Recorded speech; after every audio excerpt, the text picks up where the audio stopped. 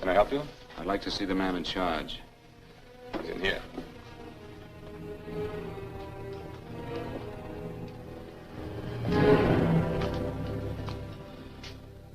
I want to report a murder. Sit down.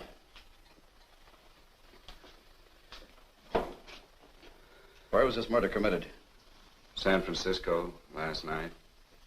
Who was murdered? I was.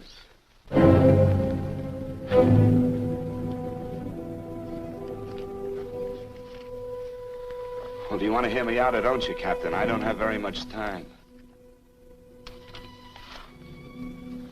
Your name Bigelow? Frank Bigelow?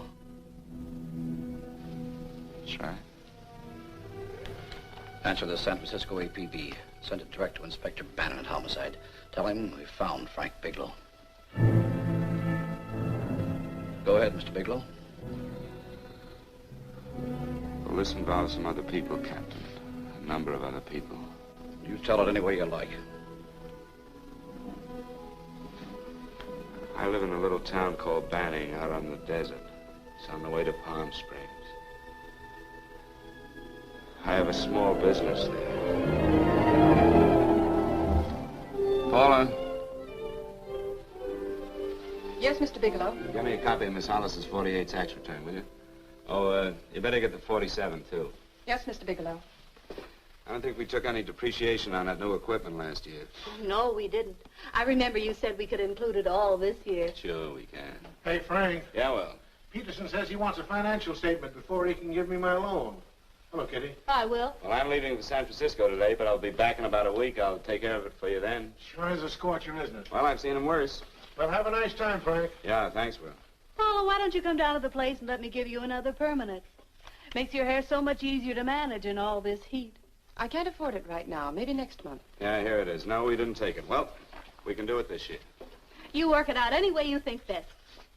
Have a nice trip, Frank. Sure, Kitty. See you when I get back. Bon voyage. Why don't you come down anyway, Paula? We'll work out a deal on that permanent. Thanks. Maybe I will. Hello? Oh, hello, Mr. Hawkins. Just a moment. Do you want him to send your ticket over? No, I'll pick it up myself. No, never mind. Mr. Bigelow will pick it up at the station. Bye.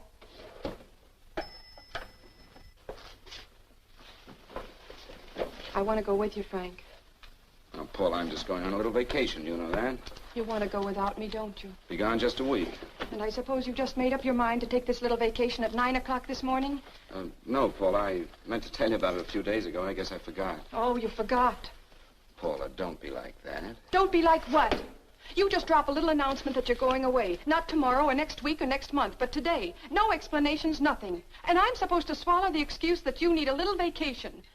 I just want to get away from town for a few days, that's all. Get away from this town or get away from me. Oh, Paula, please try to understand. How can you ask me to understand anything like this?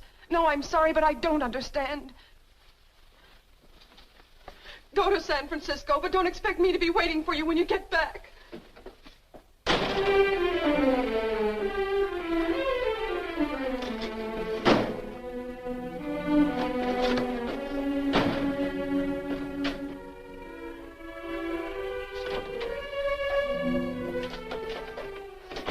Paula, please, Paula. Come on, turn around, look.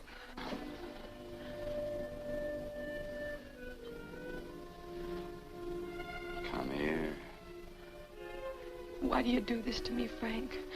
Why can't you be honest with me? As honest as I am with you? Do you have to go? I have to go, Paula. I know what I'm doing. All right, go. Go anywhere you like. You can go to blazes for all I care. Paula. Paula. Yes, I know I'm being foolish. Come here.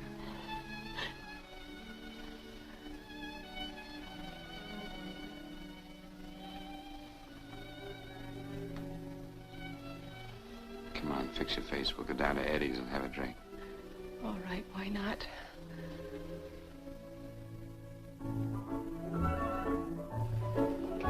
Hi, Paula. Hi, Eddie. Give us a couple of cold beers, will you? Coming up. Hi. Come on.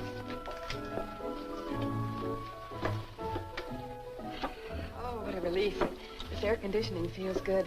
I sure wish we had it in the office. It'd make working a pleasure. Well, if it stays this hot, don't bother going in the rest of the week. I win 2 races today. How many did you lose? Now, you would have to ask that. Kind of early for you two, ain't it? Too hot to work. That's what I like to hear.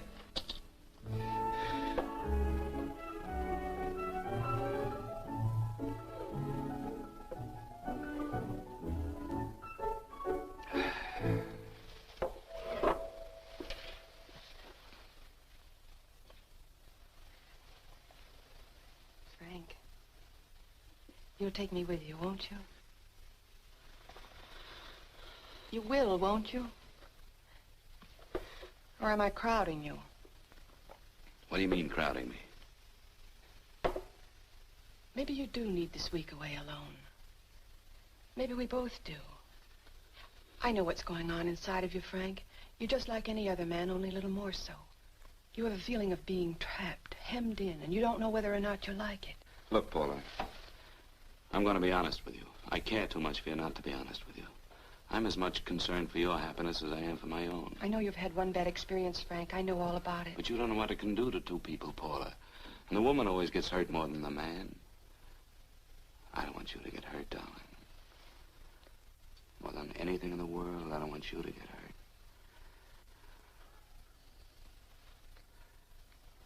Want to hear some music? All right, Frank. Got a couple of nickels, Eddie? Yeah. This won't bother you, will it? No, next result doesn't come in for half an hour.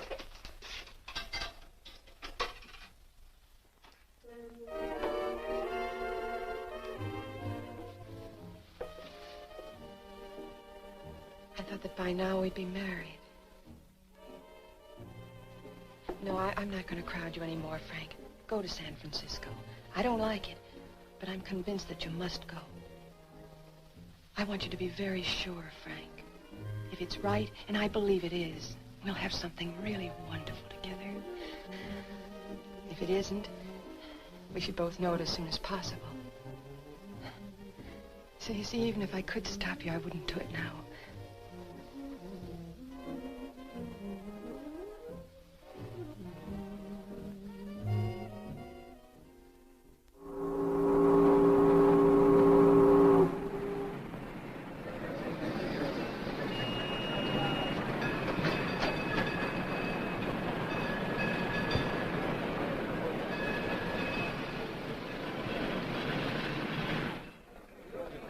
Yes, sir. My name is Bigelow. I have a reservation. Yes, sir.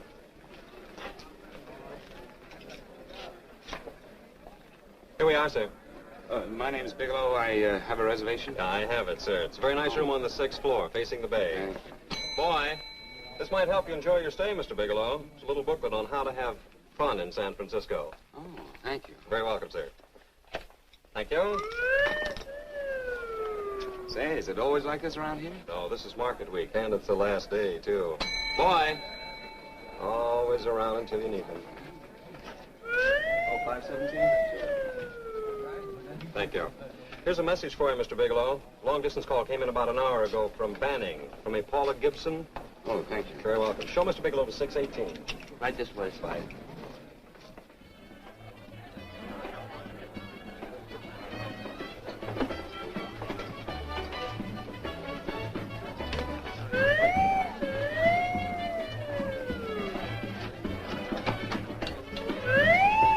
Right this way, Mr. Bigelow.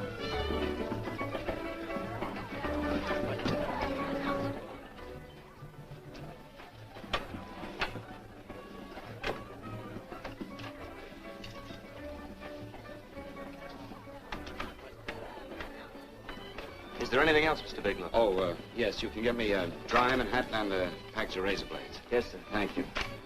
Oh, and You can leave that door open. hello, operator. I want to speak to Miss Paula Gibson in Banning, California. Yeah, that's right. No, I'll wait. Hello? Hello, Paula. Oh, hello, Frank. How was the trip? Fine, just fine. Having a miserable time, I hope. Well, I don't know. I just got in. What was that? Market week. The place is crawling with traveling salesmen. You know, Charlie Anderson found out that you went away, and he asked me to go out with him. Oh, really? How did he make out? I'm considering it. Is that what you called to tell me? I'll have you know that this call is strictly business, Mr. Bigelow. Did a Mr. Phillips phone you? Eugene Phillips of Los Angeles. No. He will. He phoned the office 3 times today. Said that he wanted to get in touch with you immediately. He said it's most urgent and imperative that he reach you at once. What did he want? I don't know. But he sounded deep, dark, and mysterious, and quite agitated about something. Phillips. Have we ever done any business with him? Not unless you've been keeping it a secret from me. I looked through all the accounts. Why did you tell him you could reach me here? You know I'm supposed to be on vacation. So you told me. And so I told him, dear heart. But the gentleman didn't seem to respect your temperamental moods the way I do. He was very insistent that he speak to you before it's too late, as he put it. Well, tell him you tried to get in touch with me and I've changed my plans and you can't reach me. He won't talk to me. I told him that I was your confidential secretary, but I guess I didn't sound confidential enough. So I told him that he could reach you there this evening. Well, call him back. If it's as important as he says it is, he'll talk to you. Otherwise, he'll just have to wait until I get home. My, aren't we adamant this evening? All right, shall do. And Frank, Yeah? I don't quite know how to say this. Say what? But what I want to say is that there's nothing you can do that you ever have to feel guilty about. Oh. Sure. Thanks, Paula. I'll call you tomorrow. Right.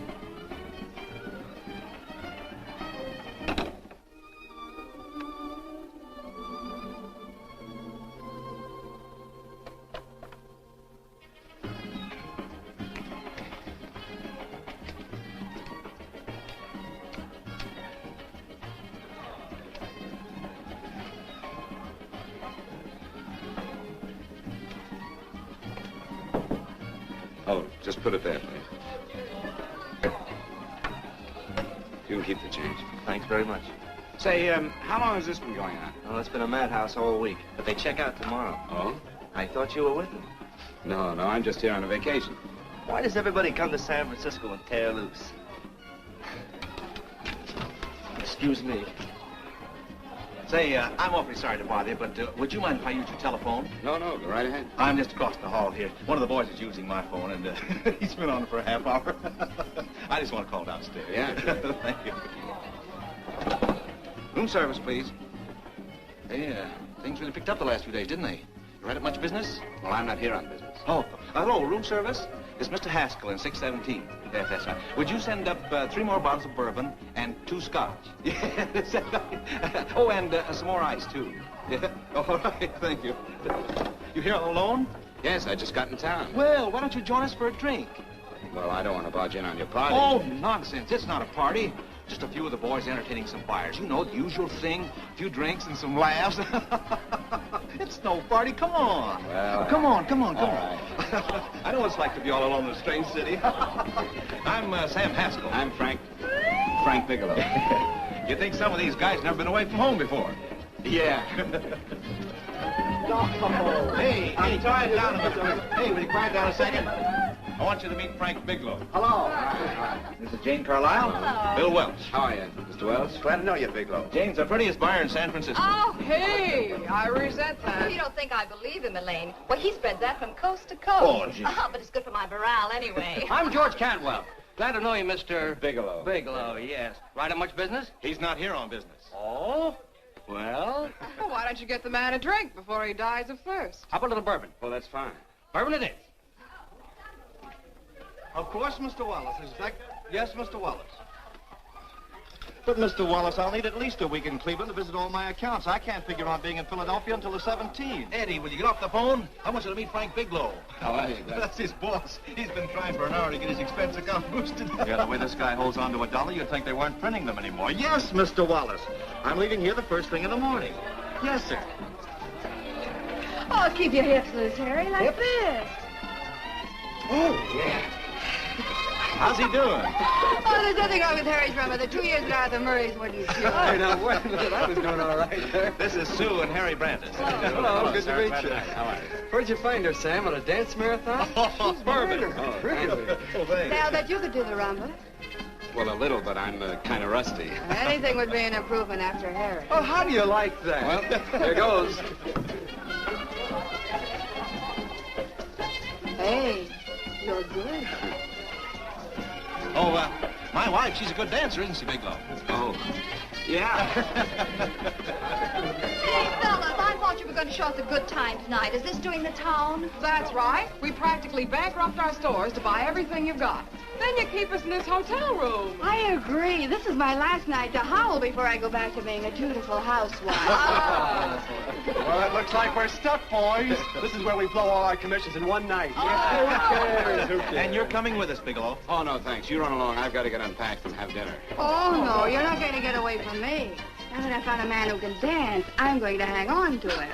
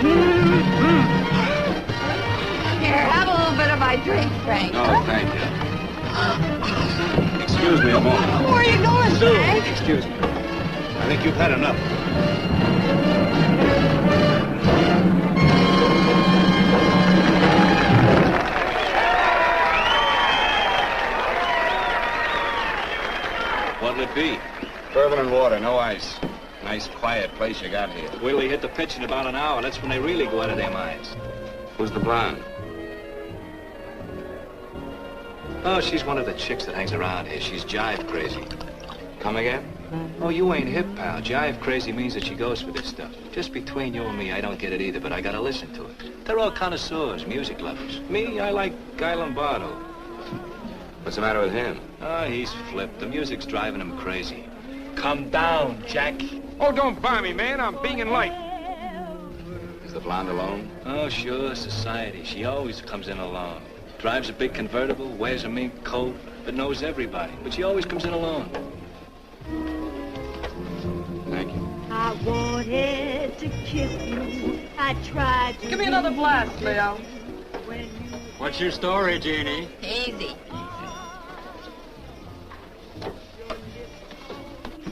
Hello. Easy. Dig the fisherman. Oh, that's really silk, isn't it? Can I buy you a drink? Sure, thanks. Give me a blast, Leo. Leo, I left my blast at the other end of the bar.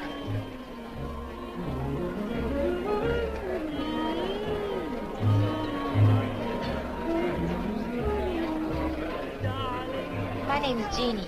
What's yours? Frank? I've never seen you here before, Frank. Well, I've never been here.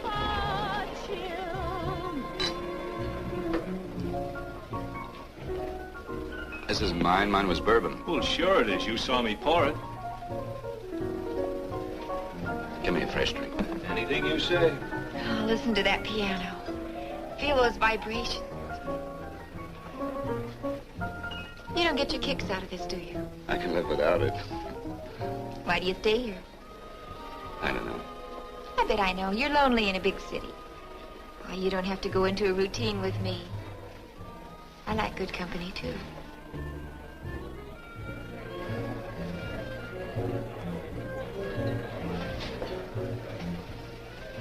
Say, there's some people there I want to avoid. Couldn't we get out of here? Let me think about it. Oh, come on. How about going somewhere else, huh? Why don't you meet me later? Okay. Where? I tried to forget you, but you whispered, darling, I love. Call me at that number later. It's my next stop. They've got a band there that'll really send you. See you, Jeannie. Easy.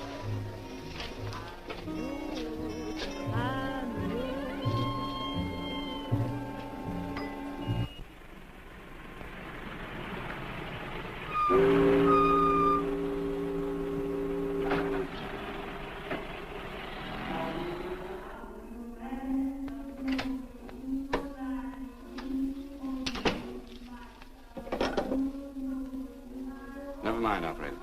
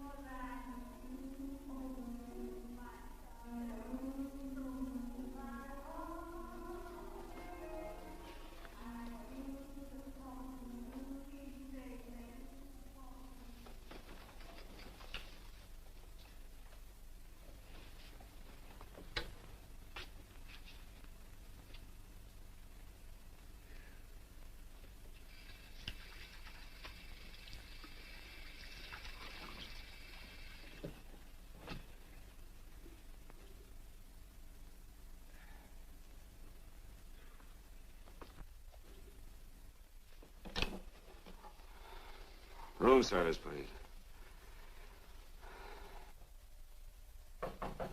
Come in.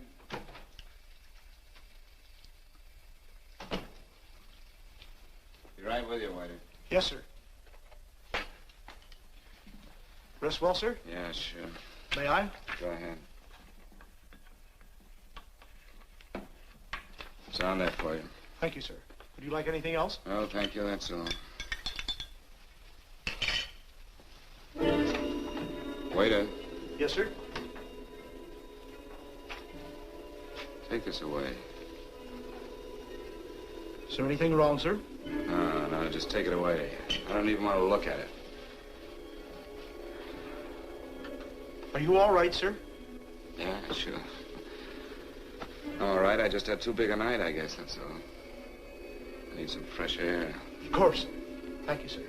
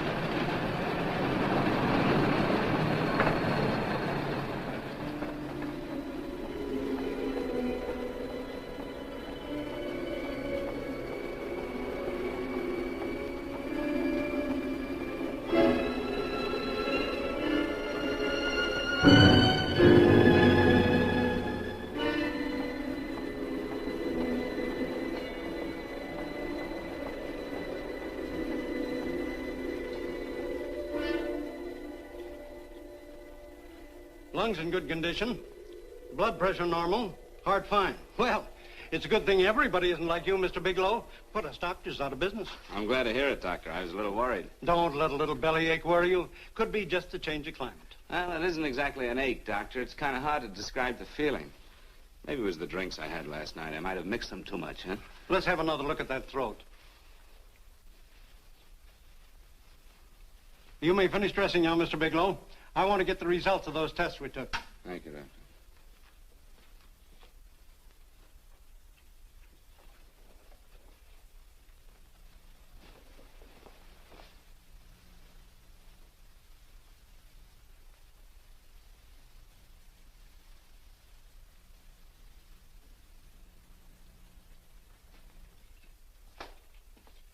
Mr. Bigelow, this is Dr. Schaefer. Hello, Doctor. How are you? Sit down, Mr. Bigelow. According to the information you gave Miss Wilson, you're not married, Mr. Bigelow. That's right. Do you have any relatives, family, anyone in San Francisco? No, no one. I don't know a soul in San Francisco. Where is your home? What is this, Doctor? Why all the questions? You're a very sick man, Mr. Bigelow. Sick? But you told me I was in good shape. Yes, I know. But my preliminary examination didn't reveal your true condition. You sound as if it's pretty serious, Doctor. It's extremely serious. I want you to understand that we wouldn't tell you something like this unless we were absolutely certain. Well, of course, of course. You must steel yourself for a shock, Mr. Bigelow. Well, go on, Doctor. What is it you're trying to tell me? Our tests reveal the presence in your body of a luminous toxic matter. What is that exactly? A poison that attacks the vital organs. Poison? We have no alternative but to tell you this. Your system has already absorbed sufficient toxin to prove fatal. I wish there was something that we could do.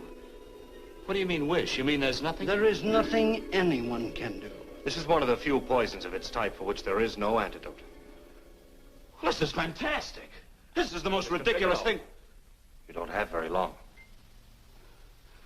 What do you mean? A day, possibly a week, 2 weeks at the outside. It's hard to say exactly. Well, this is impossible. I don't believe it. You've made a mistake. That's it. It could be a mistake, couldn't it? You have made a mistake, haven't you? Answer me. Dr. Schaefer is an authority on toxicology. Been no mistake, Mr. Bigelow. Do you realize what you're saying? Well, you're telling me that I'm dead. You think you can explain my life away in just a few words? Why, I don't even know who you are. Why should I believe you? You must calm yourself, Mr. Bigelow. We want to offer you every assistance that we... Assistance? Who wants your assistance? Who wants anything from you? You're nothing but a couple of phonies. Why, I think you're crazy. That's it. You're crazy. The both of you. You're crazy.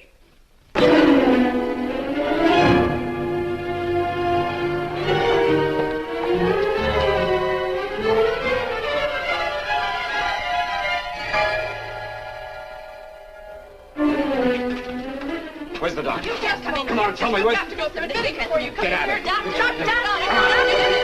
What's the trouble here? What's the matter with you? Doctor, I want you to examine me for luminous poison. Come right in here.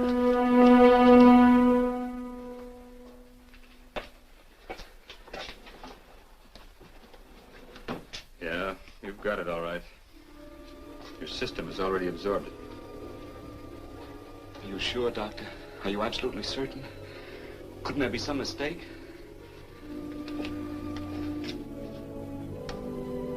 There it is. The toxin is actually luminous in the dark. Now there's no doubt about it, Bigelow. I don't feel sick. My stomach is just a little bit upset. Maybe it's not as bad as you think, Doctor. That's characteristic. With a heavy jolt, you go suddenly in a matter of hours. But if the stuff is taken in a lesser degree, you last a while, and then...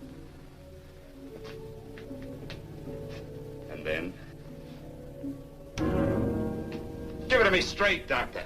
Well, a number of things are involved. The systemic condition of the individual, the amount consumed, exertion. Yes?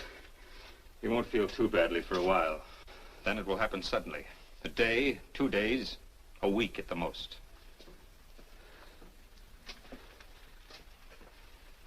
A day? 2 days? There's nothing that can be done now.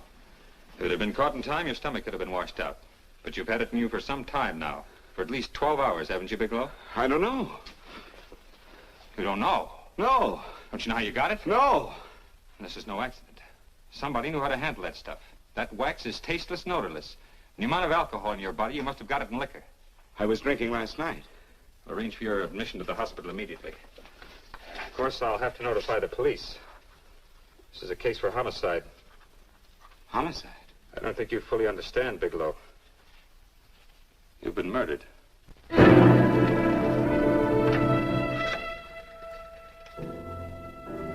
Get me police headquarters, please. Homicide Bureau.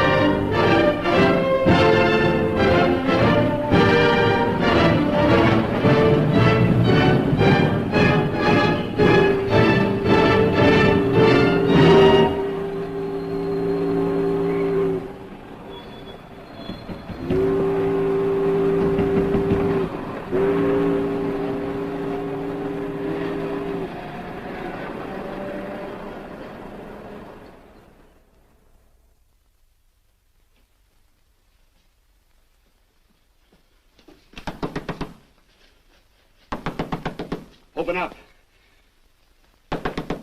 Open this door, I tell you. Open it up or I'll break it down.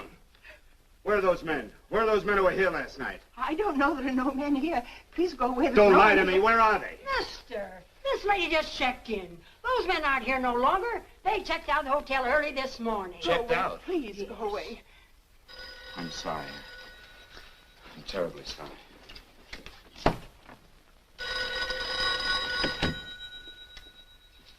Hello? Please, Mr. Bigelow, my eardrums. Oh, hello, Paula. Your enthusiasm overwhelms me. Why haven't you phoned me, or is there a quota on telephone calls up there? I'm sorry. I've been busy. I'll bet you have.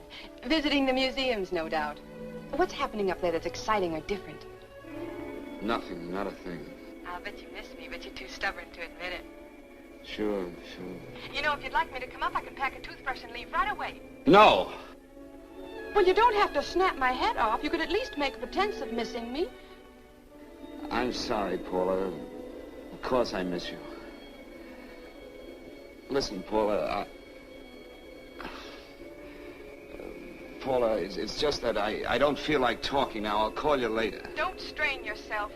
You phone me sometime when you feel more like talking. Oh, by the way, I called that Mr. Phillips back. Phillips? Yes, you know, the man that tried to reach you. Well, I'm afraid you'll never know why it was so important that he speak to you. His office said he died yesterday. Frank, are you there? Did you hear me? Died? When? Yesterday. So you won't have to bother your little head about him anymore. You can just go ahead and have fun. Paula, what did he die from? Do you know? I suppose he died from whatever people usually die from. Well, didn't they tell you? Don't you know? What are you getting so excited about? You said you didn't even know the man. Listen, where's his office located? What difference does it make? You can't talk to him now. I told you the man's dead. Paula, will you stop talking so much and tell me where his office is? All right. It's the Phillips Importing and Exporting Company, Bradbury Building, Los Angeles. Bradbury Building, Los Angeles. That's right. Say, this is really a switch. Listen, if you want to reach me, I'll be in Los Angeles. Are you out of your mind? I'm sorry, Paula. I've got to hurry. Wait a minute. Where in Los Angeles? The Allison Hotel. Goodbye, Paula.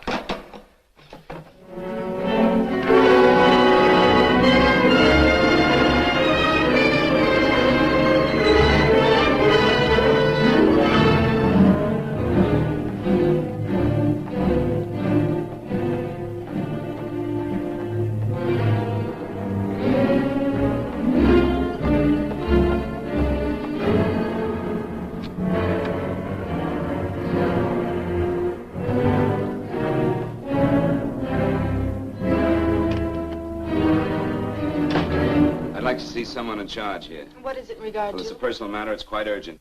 Perhaps Mr. Halliday can help you. Who's he? He's our controller. Your name, please? Bigelow. Mr. Bigelow to see you. Send him in. Go right in, please. That door.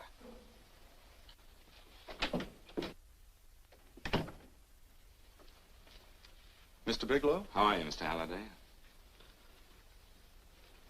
What can I do for you? Well, Mr. Phillips phoned my office several times yesterday. I'd like to find out what it's all about. You know Mr. Phillips died yesterday? Yes, I know. But I don't understand. If he phoned you, didn't he tell you what it was about? Well, he didn't speak to me. I wasn't in my office at the time, and he wouldn't tell my secretary. Well, I'm afraid I can't be of much help, Mr. Bigelow. I've no idea why Mr. Phillips tried to reach you. I'm sorry you had to make the trip for nothing. How do you know I made a trip? I didn't say anything about making a trip. I merely said he phoned my office. My office could be here in Los Angeles. Miss Foster, Yes? didn't you mention something yesterday about Mr. Phillips speaking with Mr. Bigelow in San Francisco? I said that he had phoned Mr. Bigelow's office in Banning, but that Mr. Bigelow was staying at the St. Francis Hotel in San Francisco. I'm sorry you misunderstood me. Do you know why Mr. Phillips called? No, I don't. All right, thank you, Miss Foster. You can understand that we've been somewhat upset around here. Now, if you don't mind,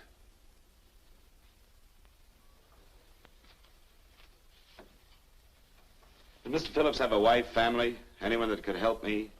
you can't intrude on people at a time like this just to satisfy some curiosity. It isn't just curiosity. Then I suggest you wait a week or so. I can't wait. Well, I'm sorry you'll have to. Well, there's always a phone book. You're a pretty aggressive fellow, Bigelow. Are you quite sure that this is as important as you make it appear to be? It's important. Mrs. Phillips lives at the Sunset Arms Apartments. Thank you. I needn't tell you she's under a strain. I suppose you're capable of using a little more tact with her than you demonstrated with me. I think I can handle it. By the way, what was the cause of Mr. Phillips' death? Suicide. He leaped from the balcony of his apartment. Thank you.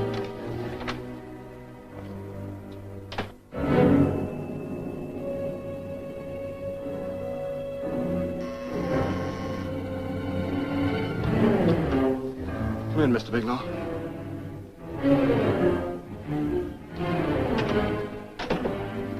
I'm Stanley Phillips, Eugene's brother. Halliday phoned that you were coming.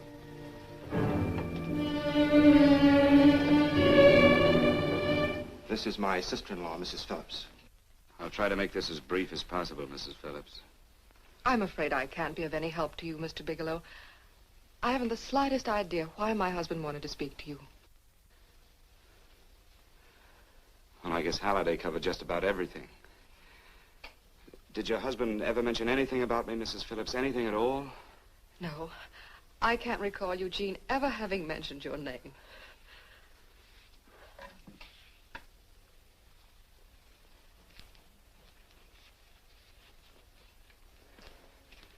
I hate to ask you this, Mrs. Phillips, but it's of vital importance to me.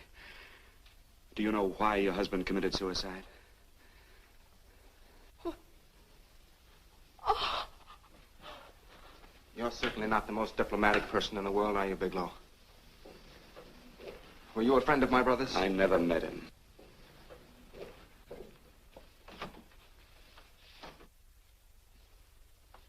My brother was in a jam, a pretty bad jam. He was arrested 2 days ago. He sold some iridium to a dealer by the name of Majak. It's a very rare metal, very costly. Anyway, the iridium turned out to be stolen. He was released on bail yesterday, but he faced a pretty stiff prison term. And have committed suicide for less. Yes, I know. That's how the police feel about it. What puzzles me, though, is this crooked deal. Knowing Eugene, you wouldn't say he's the type of man to be mixed up in anything like that, now would you? I told you I never met him. That's right, so you did. Now, what's this all got to do with you, Bigelow? I don't know. Let's come play with each other, Bigelow. Surely you must have some idea why my brother was so desperate to contact you. I have no idea. That's odd. Then how could it be of such vital importance to you? Well, you seem to know the answer to everything else. Maybe you know the answer to that one, too.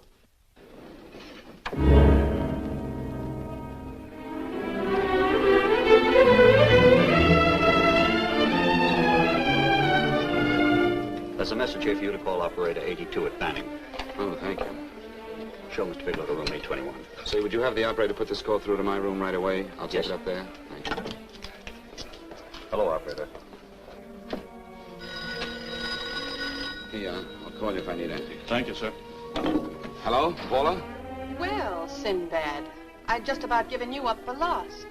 Now, do you mind telling me just why you rushed down to Los Angeles?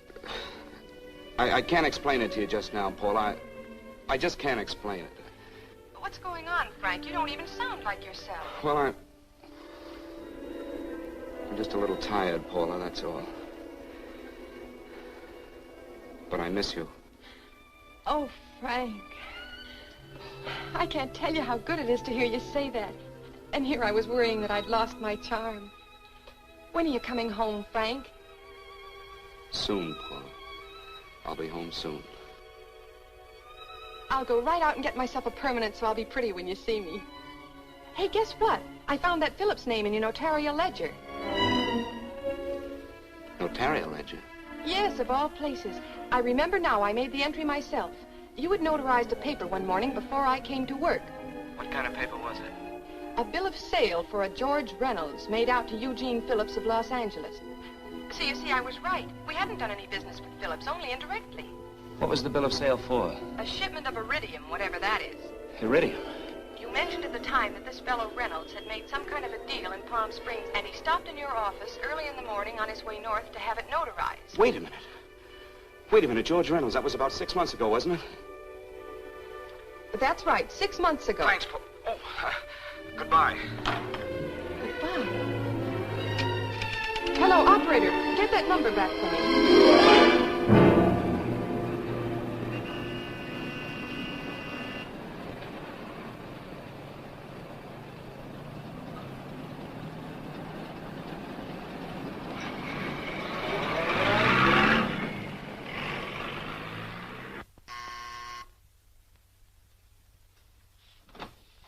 I've got to talk to you, Mrs. Phillips. Please, go away. I want to be left alone. But I found out why your husband wanted to see me. It was in connection with a bill of sale. Come in. Thank you. What do you know about a man named George Reynolds? George Reynolds? Yes. Why, that's the man my husband claimed sold him the iridium. And what did Reynolds claim? Reynolds disappeared. Yes? About 2 months ago, my husband grew suspicious that something was wrong. Since then, he tried in every way to locate Reynolds, but could find no trace of him. But I don't get it. Your husband could have proved he made a legitimate deal by showing the bill of sale he got from Reynolds. Then there was a bill of sale? Yes, of course there was. My husband swore there was, but at the time of his arrest, he couldn't find it. It was mysteriously missing. Well, then, if your husband could have shown proof, it would have been George Reynolds who would have faced the prison term. Eugene was convinced that Reynolds had stolen the bill of sale. He was the only one who had reason to eliminate evidence of the transaction. Thank you, Mrs. Phillips. Thank you very much. You've been very helpful. Oh, if you'd only come sooner, Mr. Bigelow. My husband might be alive today. I know.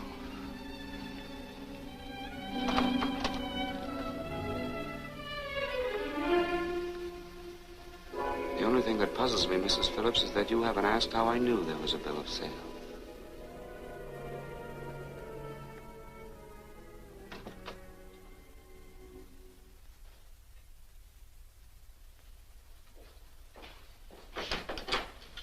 Mr. Holliday isn't in. He should be back shortly. I think you're the one who can help me, Miss Foster. Mr. Phillips tried to reach someone else before he called me yesterday, didn't he? Why don't you ask Mr. Holliday? Obviously, Mr. Holliday wasn't here yesterday, or he wouldn't have had to learn from you that Phillips called me. And you're the logical person to know who else Phillips called. I don't believe that's any of your business, Mr. Bigelow. Don't think you're revealing anything confidential, Miss Foster. I know that he tried to reach somebody else. Mrs. Phillips told me. You're bluffing, Mr. Bigelow. I don't know what you're after, but you're trying to trick me. Mrs. Phillips didn't tell you a thing. How do you know that? Mrs. Phillips knows nothing about it. She doesn't. Well, why wouldn't she? Wait a minute. I was talking about George Reynolds. Who did you think I meant? Just who is it that Mrs. Phillips doesn't know I about? told you before, that's none of your business. All right, young lady, I'm going to give it to you straight. Phillips was murdered. Murdered? I don't believe you. He told me because he needed me to clear him. Phillips was innocent. Innocent men don't have to jump out of windows. Murdered? Just who are you trying to protect, Miss Foster? Why are you so afraid to tell the truth? I'm not protecting anybody. I haven't any more to say. All right, young lady, listen to me. This thing is going to explode wide open. If you've got nothing to hide, you better start talking. Or maybe you are mixed up. No! Well, then come on. Mr. Phillips called Marla Rakubian. He went to see her yesterday morning. Who's Marla Rakubian? She's a model. She and Mr. Phillips used to be quite friendly, but he hadn't been seeing her for quite some time. Come on. The last couple of months he'd been trying to locate her and finally learned where she lived yesterday morning. When he returned from seeing her, he was terribly upset and excited. That's when he had me put in the calls for you. When he couldn't reach you, he went home. The last time I saw him alive. Give me Marla Rakubian's address. I don't think Mr. Phillips realized I was aware of his friendship with Marla Rakubian, and out of respect for him, I never intended to tell anybody. I had no idea that she had anything to do with the trouble he was in. I admire your discretion, Miss Foster. You know, you must be pretty friendly with Stanley, Miss Foster. He knew how desperately his brother tried to reach me yesterday, and he wasn't even here at the time. And now you seem to know all about what happened in Mrs. Phillips' apartment.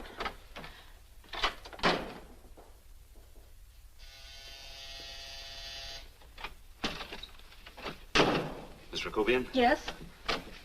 What do you want? Get out of here or I'll call the Go police. ahead, call him. Well, go ahead, call him. Going on a trip, huh? Yes, going away for the weekend. Sailing for Buenos Aires tomorrow, some weekend. I'll send you a postcard. Now get out of here. Who are you going with, George Reynolds? Never heard of him. I suppose you've never heard of Eugene Phillips either. Just who are you? What do you want? Never mind who I am. Where's Reynolds? I told you I don't know him. Now will you get out of here and leave me alone?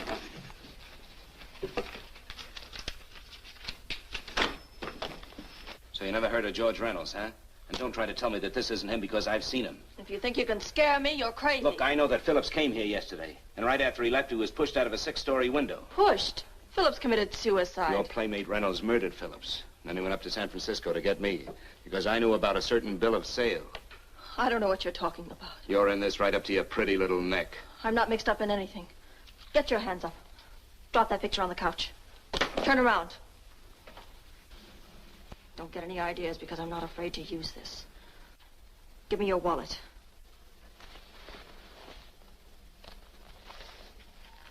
Frank Bigelow, Hotel Alex. All right, now where's Reynolds?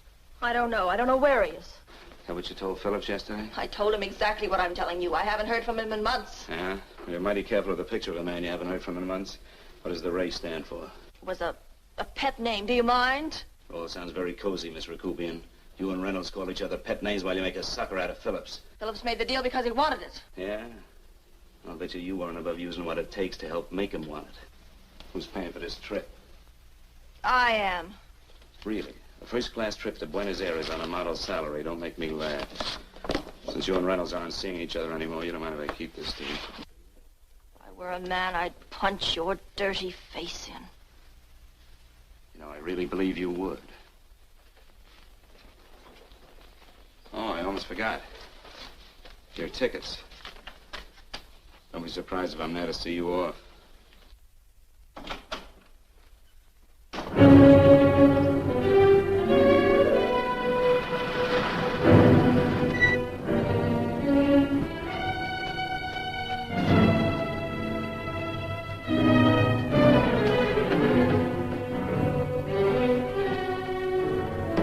Angelo. Angelo! Angelo, do you remember taking this picture of George Reynolds? I take so many pictures, I can't remember them all. This gentleman is a friend of his and would like his address. We have no card on him. I don't think we ought to do that. He's willing to pay $20 for it. That's the paper we used last year. Of course, you understand we usually don't give out the information about our clients. I know, you're a couple of high-class fellas. Thank you. Revealing anything confidential is against the ethics of our establishment. That's right. Honesty is the best policy. Of course. But in your case, inasmuch as you're a personal friend of Mr. Reynolds... Thanks. I knew you'd come through. Got it. Here it is. We don't have his address. He must have called for the picture. But he couldn't have been a very good friend of yours, mister. Because his name is not George Reynolds. It isn't? Well, what is it? It's a... Huh? Oh. Yeah. It's Raymond Rakubian. Rakubian? What's so unusual about that? The picture's signed Ray, isn't it? Yeah. Yeah. Thanks.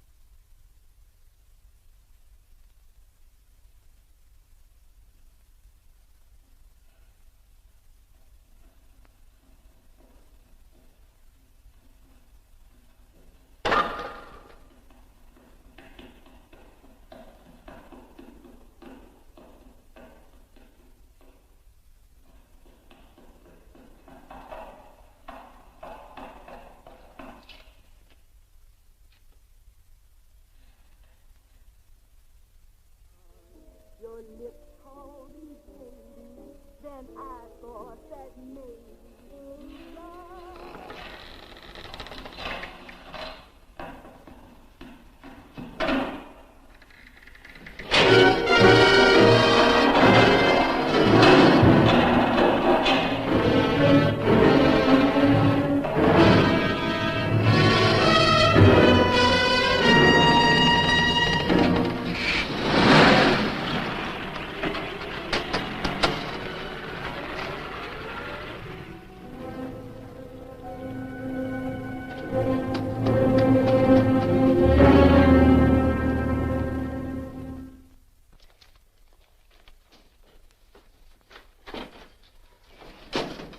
Bigelow, are you all right? Can I get you anything? No, thanks. Do you know this man? No. No, I don't think so. Are you sure you've never seen him? I'm quite sure.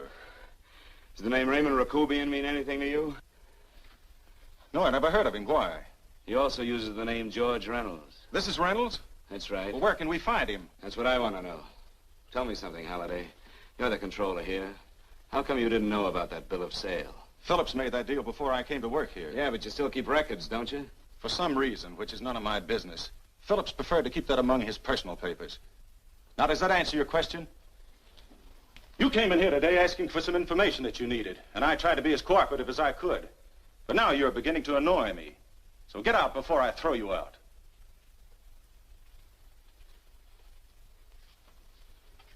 You know, you really frighten me.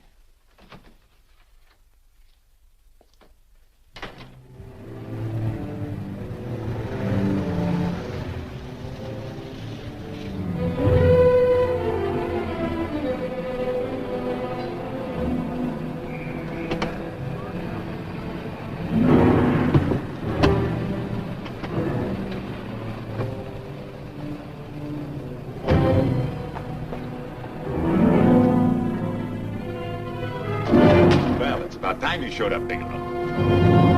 Go ahead, Dave.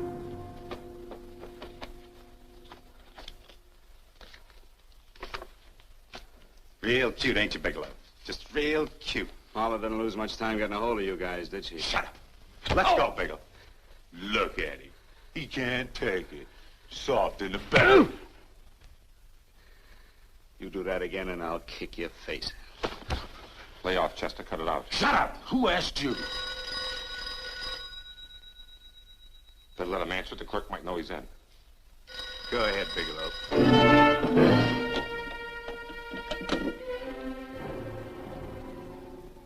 Hello? Frank. Frank, why did you hang up on me? I've been trying to get you for hours. I'm sorry, Paula. I was in a hurry. Well, don't be in such a hurry this time. You didn't give me a chance to finish what I had to say. What's the name? I wanted to tell you that McGowan was in hollering his head off because you didn't go over the books. Tell McGowan to get another auditor. Sure. Sure, I'll just do that little thing and lose the best paying account we've got. Do as I tell you, Paula. Frank, are you drunk? Paula, how much we got in the bank? About $2,200. Draw it out tomorrow. Sure. Then what do? Skip town without paying our bills? Forget the bills. You know that coat you always wanted? Buy it. You are drunk. You know, if I didn't have such a good character, I'd be tempted to take advantage of your intoxicated state, Mr. Bigelow. I'm not drunk, Paula. Well, then don't tell me that one day away from me can affect you this way. Cut it short. Paula, Yes? I'm sorry I left you. I never realized how much I love you. But I know it now. Oh, Frank, darling, I love you too so very much. Please come home. I miss you terribly. I said cut it short. I'd just love to let you have it, Bigelow. Let's go, Chester. This guy's kept us waiting long enough now. Walk in front of me, Bigelow. And keep your mouth shut. If you so much as look cross-eyed at anybody, I'll blow the back of your skull out.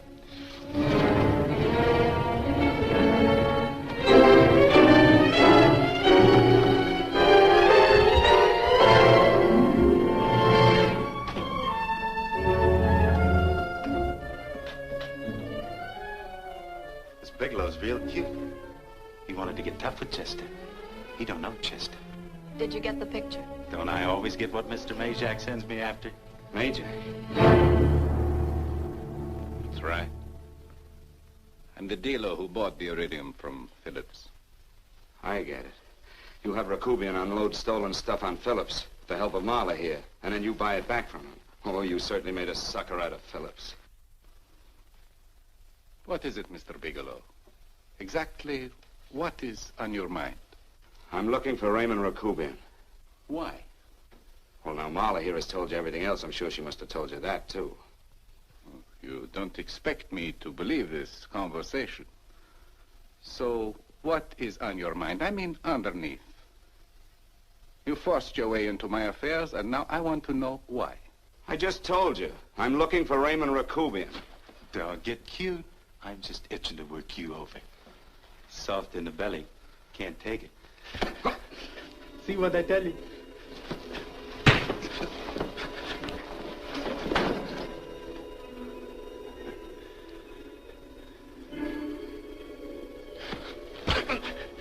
Can't do that to Chester.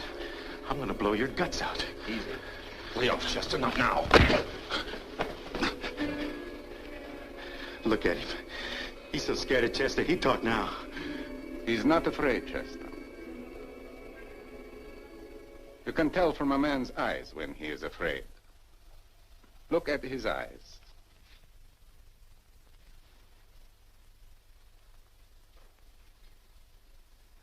Oh!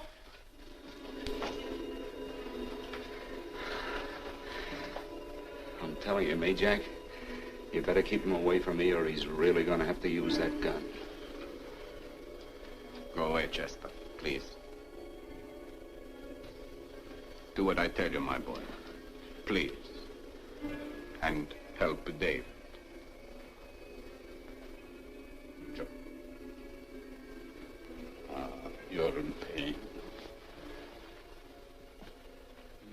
unfortunate boy. He's psychopathic. He's unhappy unless he gives pain. He likes to see blood. Come with me, Mr. Bigelow.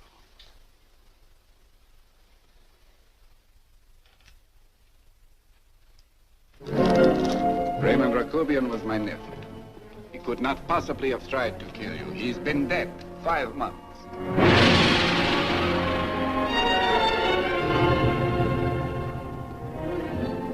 I'm afraid you have been sidetracked. Provided it is true that somebody made an attempt on your life. Somebody made an attempt again today. I had no reason to kill you, believe me. What do you mean you had no reason? I notarized a certain bill of sale. You notarized the bill of sale for Reynolds, not Rakubian. Now, what I told you was true. I had no reason to kill you. That's a closet, Mr. Bigelow. And under other circumstances, you could go home now. But now you present a problem. You know too much, and I am in danger. Chester! Suppose I were able to prove to you that I only want to find the person who tried to kill me, and I won't cause you any trouble. You know I can go to jail for 10 years for this little business. 10 years. At my age, that's my life. That means my entire life. With my life, I do not take chances. I am sorry, believe me. You want Joe to go with you? No. Just Bigelow and me. And baby makes 3. With me, Jack. Goodbye, Mr. Bigelow, and forgive me. Let's go, Bigelow. I guess you won't be there to see me off.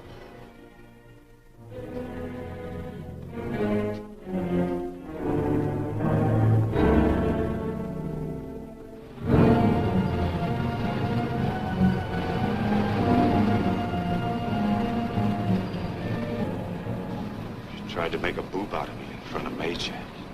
You shouldn't have done that, Bigelow. I don't like that. I'm going to enjoy this, Bigelow. I've done jobs like this before. I knocked off guys I could like. But I don't like you, Bigelow. I never liked that puss of yours from the minute I seen it. Yeah. I'm going to enjoy this.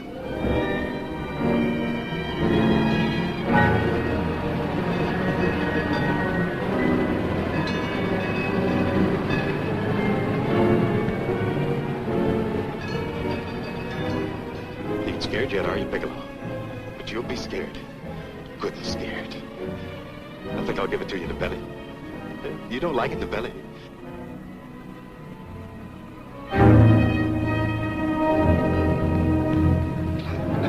Good. Try it. I just love you to try it, Bigelow. Why don't you try it? Go ahead.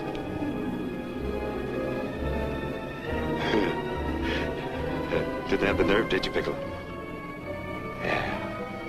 I think I'll give it to you right in the belly.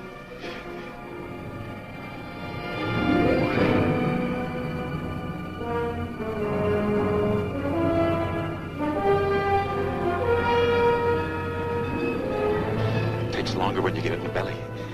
It's nice and slow. That's the way I want to see you go, Bigelow. Nice and slow.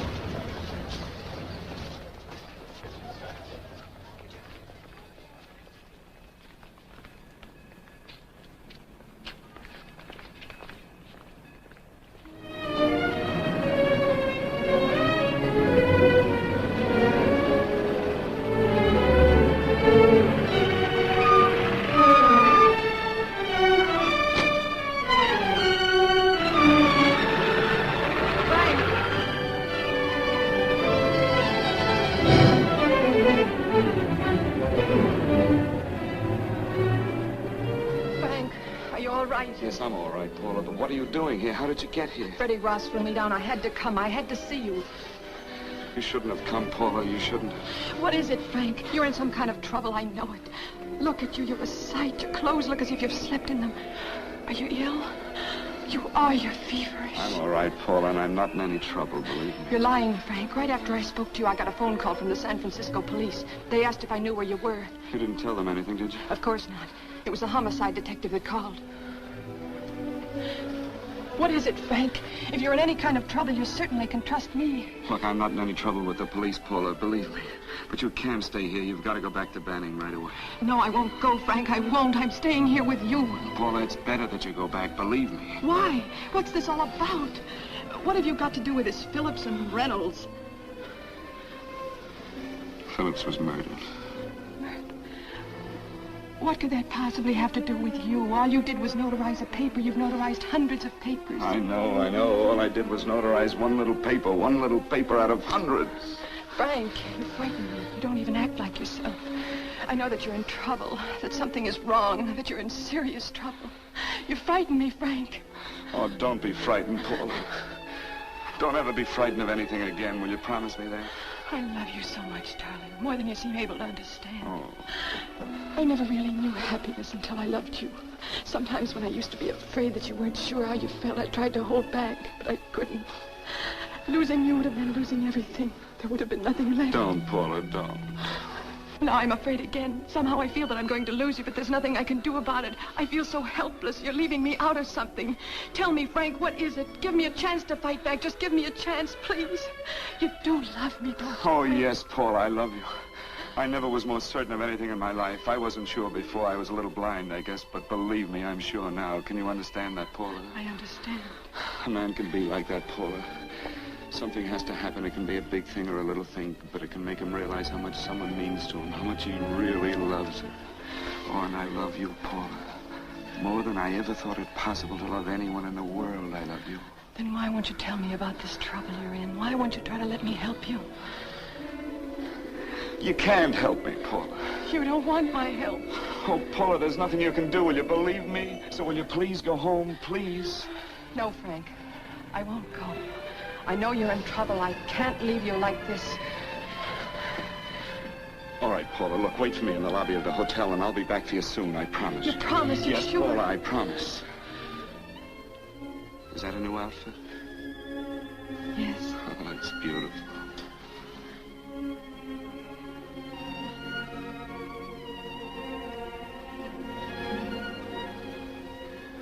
You'll come back to me, won't you, Frank? Yes, Paula, I'll come back, I promise. Please hurry, darling. Oh, I love you. I love you, Paula.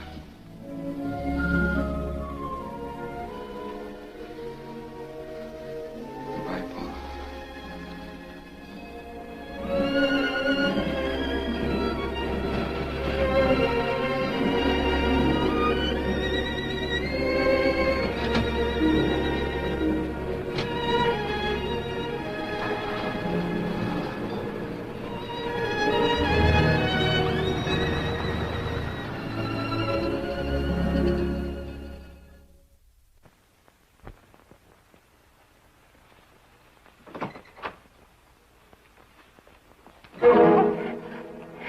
Stanley here? You sure? All right, get in there. Now get Stanley on the phone. Tell him to come over here right away. Use any excuse you want. What are you going to do? What was Stanley going to do when he used me for a clay pigeon today? I don't know what you're talking about. Don't act innocent with me. I fell for that once. I don't know what you mean. I told you everything you wanted to know this morning. Yeah, you told me just enough so I'd get sidetracked and wouldn't know that Stanley was the one I was after. Stanley? Oh, no. You and Stanley have been together on this from the start. Now, come on, get on that phone and call him. Don't let him know I'm here. Bigelow.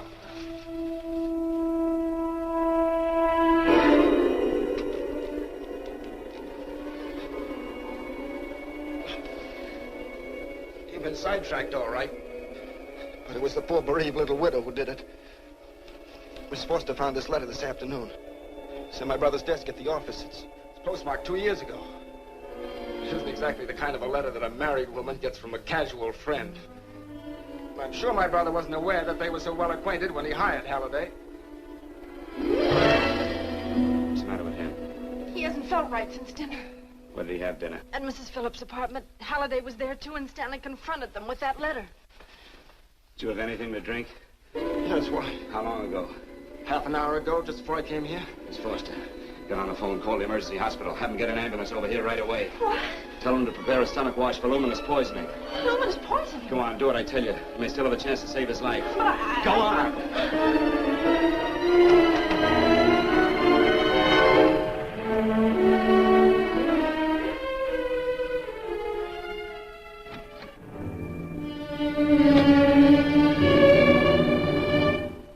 I found George Reynolds, Mrs. Phillips. He's been dead for 5 months. Then he didn't steal the bill of sale. No, he didn't. But you could have stolen it. How dare you? You knew who I was when I came here today. But you were surprised to see me alive, weren't you? But I'm not alive, Mrs. Phillips. Sure, I can stand here and talk to you. I can breathe and I can move. But I'm not alive. Because I did take that poison. And nothing can save me. What are you going to do? I tell you now, I have nothing to lose. No, you've got to listen to me. You've got to give me a chance. But I didn't have a chance. It was Halliday. Believe me, it was Halliday. He made me steal the bill of sale. He planned everything. What about this letter? Your husband knew about you and Halliday. He found it only yesterday.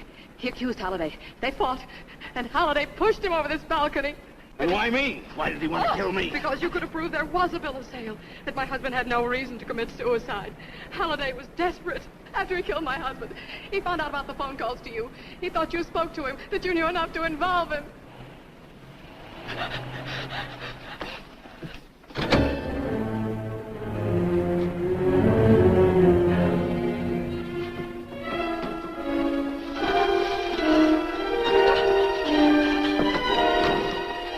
Where's Halliday? Where is he? He's in the office. This time you don't walk him.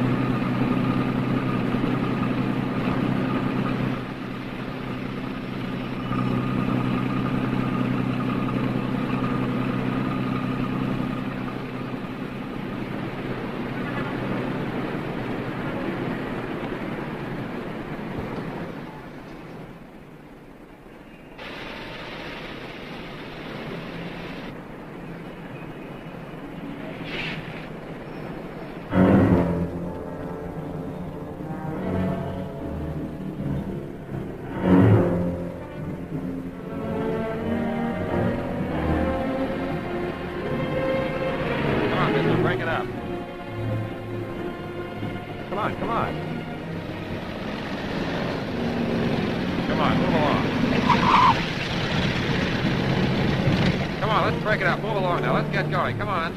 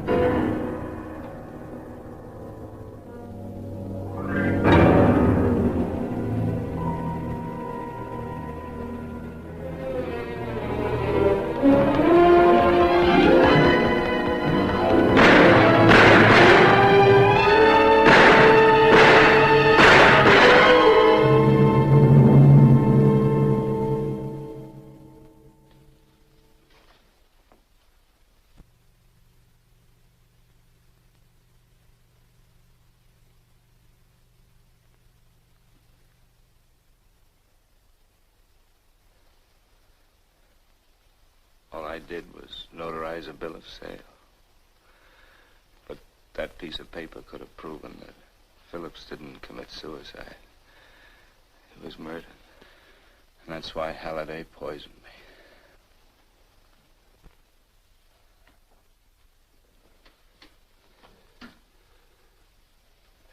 Would you?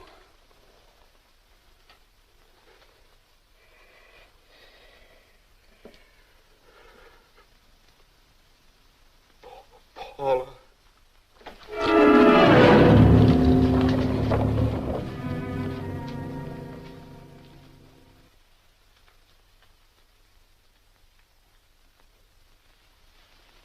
Call the morgue.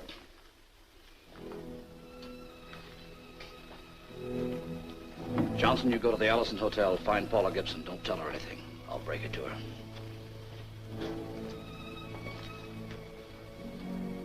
How shall I make out the report on him, Captain? Better make it dead on arrival.